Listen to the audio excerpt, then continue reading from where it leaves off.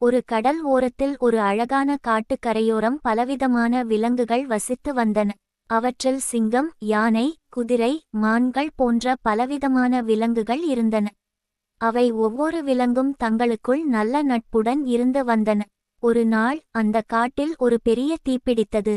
அனைவரும் தங்களை காப்பாற்றுவதற்கு ஓடினார்கள். ஆனால் சின்னஞ்சிறு மயில் மட்டும் அதிர்ச்சியடைந்து அங்கேயே நின்று கொண்டு இருந்தது. மற்ற விலங்குகள் அதைக் கண்டு, மயிலே, நீயும் உடனே ஓடிவா, தீ வந்து கொண்டிருக்கிறது என்று அழைத்தன. ஆனால் மயில் பதிலளிக்க, நான் இங்கேயே இருக்க விரும்புகிறேன், எனக்கு எதுவும் ஆகாது என்று சொன்னது. தீ இன்னும் அருகில் வந்து கொண்டிருந்தது. அதைக் கண்டு சிங்கம், நீ இங்கேயே இருந்தால் சிக்கிக்கொள்வாய், நீயும் ஓடிவிடு என்று கூறினது.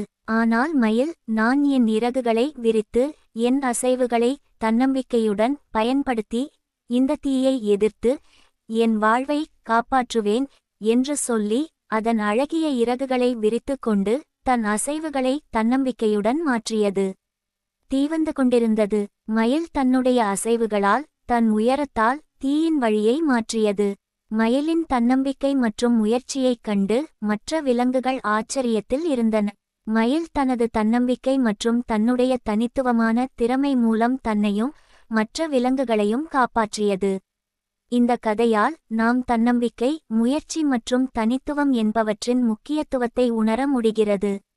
தன்னம்பிக்கைதான் வெற்றிக்கு வழிகாட்டும் வழி.